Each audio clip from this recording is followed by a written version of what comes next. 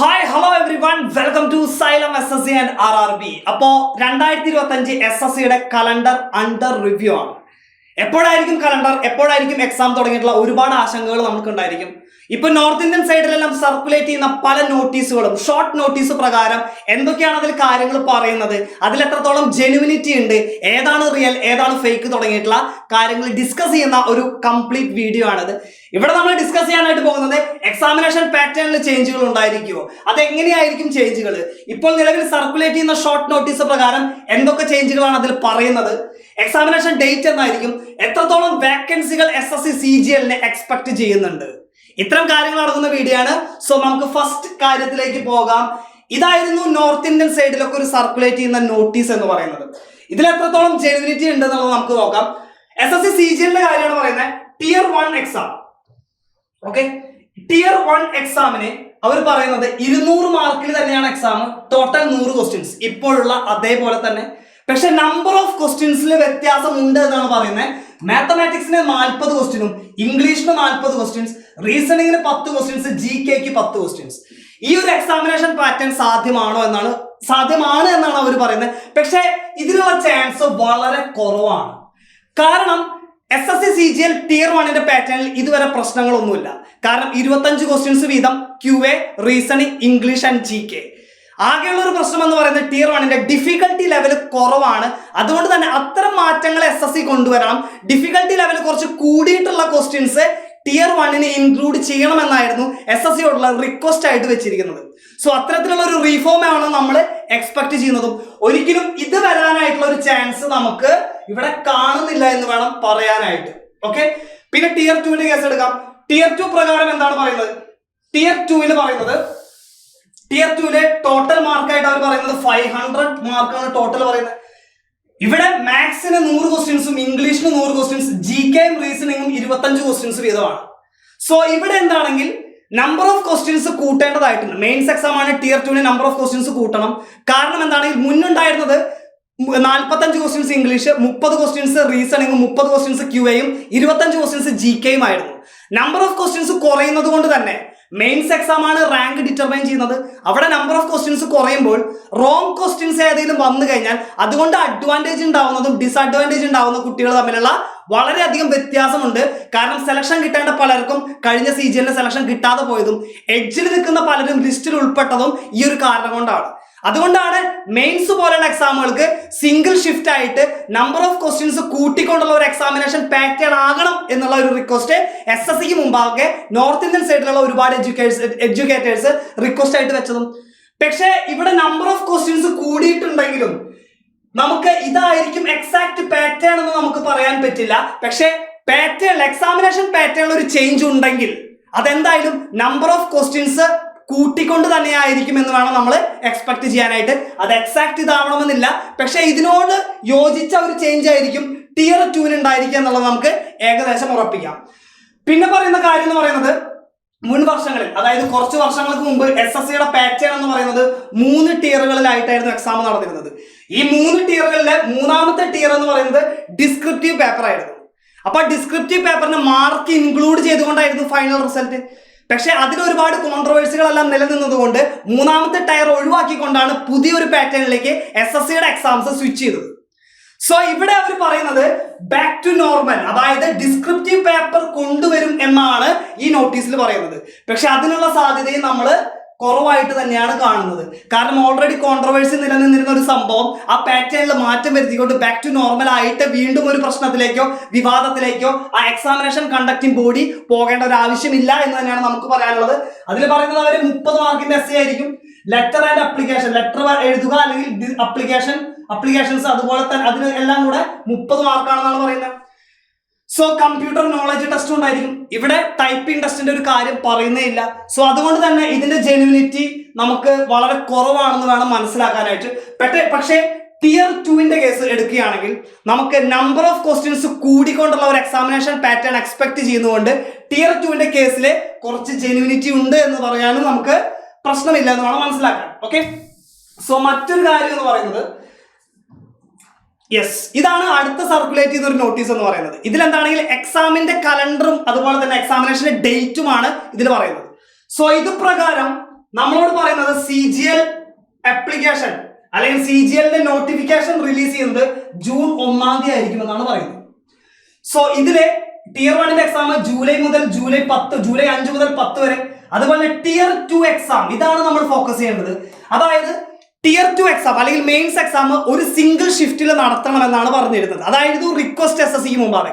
കാരണം 1.5 ലക്ഷം കുട്ടികളാണ് CGL Tier 2 എഴുതിയത്.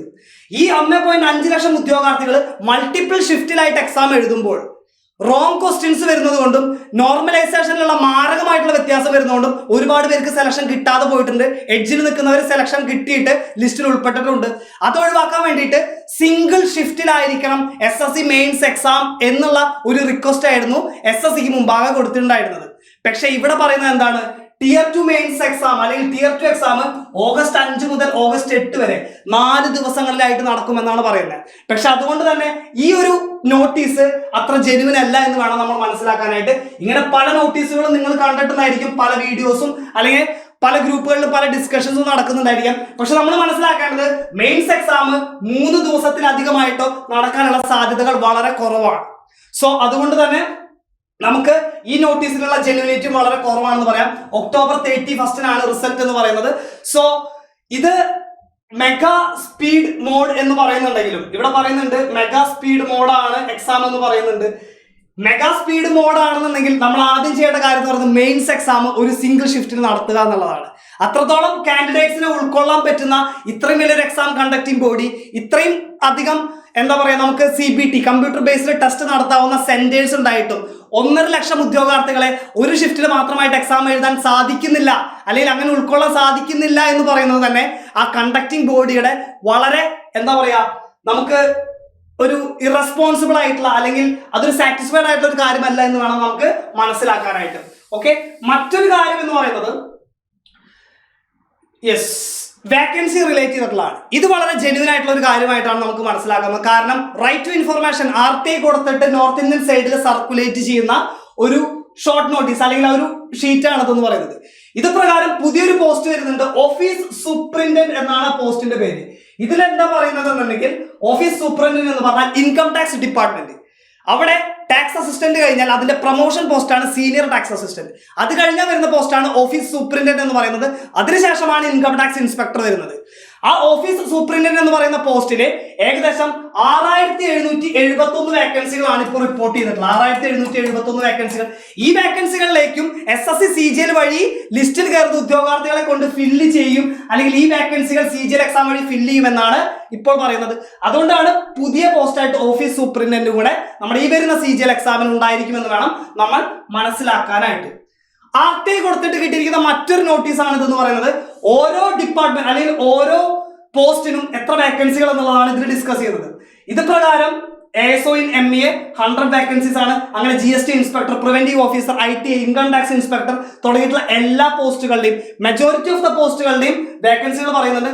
അതെല്ലാം പ്രകാരം ഇവിടെ പറയുന്നത് 11,174 വേക്കൻസികളാണ്. ഇത് പ്രകാരം കുറച്ച് പോസ്റ്റുകളുടെ വേക്കൻസി മാത്രം എടുത്താൽ ഏകദേശം 11,000-ലധികം വേക്കൻസികളുണ്ട്. മാത്രമല്ല കുറച്ച് നാൾക്ക് മുമ്പ് വന്നിട്ടുള്ള ഒരു പേപ്പർ കട്ടിംഗ് പ്രകാരം ഓരോ ഗ്രേഡ് പേക്കും ഏകദേശം എത്ര വേക്കൻസികൾ കൂടെ ആഡ് ചെയ്യപ്പെടുന്നുണ്ട് എന്നുള്ള ഡീറ്റെയിൽസും ഇവിടെ കൊടുത്തിട്ടുണ്ട്. ഇത് ഏകദേശം 7,000 വേക്കൻസികളോളം അധികം വരുന്നുണ്ട്. 7,000 വേക്കൻസികളാണ് വരുന്നത്. അപ്പോൾ ഈ 10,000 വേക്കൻസികളുടെ കൂടെ 7,000 വേക്കൻസികൾ കൂടെ ആഡ് ചെയ്യുന്നു. അപ്പൊ എന്തൊരു ഏകദേശം നമുക്ക് 7,000 വേക്കൻസികളോട് ആഡ് ചെയ്യുമ്പോൾ നമുക്ക് ഏകദേശം 18,000 വേക്കൻസികളുടെ അധികമായിരിക്കും CGL എന്ന് പറയുന്നത് ചില പോസ്റ്റുകൾ മാത്രം എടുക്കുമ്പോൾ. ബാക്കിയുള്ള ചെറിയ പോസ്റ്റുകൾ കൂടെ, വേക്കൻസി കുറവുകളുള്ള ചെറിയ പോസ്റ്റുകൾ കൂടെ ആഡ് ചെയ്യുമ്പോൾ ഏകദേശം നമ്മുടെ വേക്കൻസി എന്ന് പറയുന്നത് 20,000 വേക്കൻസിയിലേക്കാണ് CGL എക്സാം നടക്കാനായിട്ട് പോകുന്നത്. ഒരു വലിയൊരു വേക്കൻസി തന്നെയാണ് നമ്മൾ ഈ വർഷവും എക്സ്പെക്ട് ചെയ്യുന്നത്.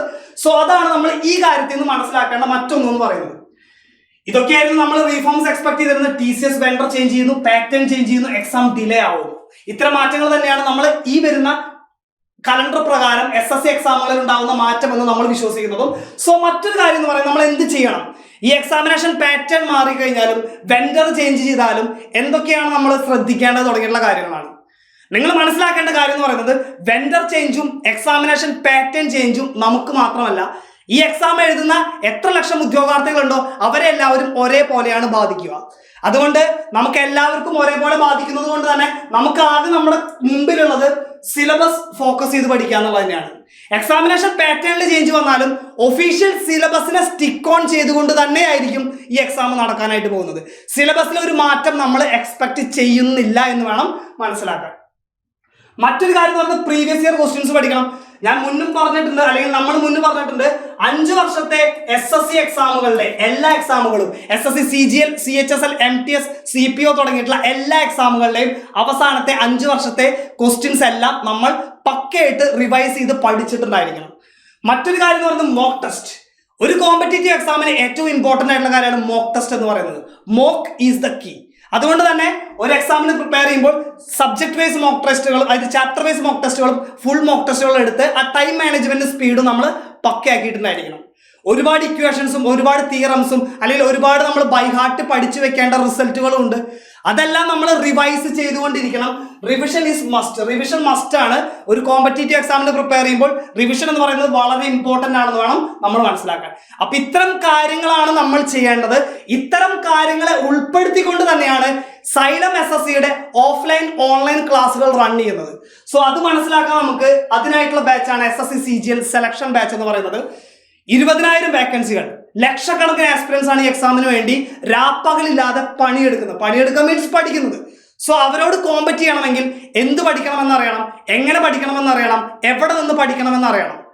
എന്ത് പഠിക്കുകയാണെന്നുണ്ടെങ്കിലും ഗൈഡൻസോട് കൂടെ തന്നെ പഠിക്കണം. ഒരാൾ ഗൈഡ് ചെയ്ത് തരാൻ അല്ലെങ്കിൽ ഒരു ടീം നിങ്ങളെ ഗൈഡ് ചെയ്ത് തരുവാൻ എന്ത് പഠിക്കണം എന്ത് പഠിക്കേണ്ട അതെങ്ങനെയാണ് അപ്രോച്ച് ചെയ്യേണ്ടത് എന്നുള്ളത് നിങ്ങളെ ഗൈഡ് ചെയ്യാനായിട്ട് എപ്പോഴും ഒരു ടീം ഉണ്ടായിരിക്കുന്നത് നല്ലതാണെന്ന് വേണം നമ്മൾ മനസ്സിലാക്കാൻ. സോ ജോയിൻ വിത്ത് SSC CGLന്റെ ബാച്ചും CHSLന്റെയും CPOന്റെയും എല്ലാ ബാച്ചുകളും റണ്ണിംഗ് ആണ്, ജസ്റ്റ് സ്റ്റാർട്ട് ചെയ്തിട്ടുണ്ട്. So join with and crack your exams. All the best.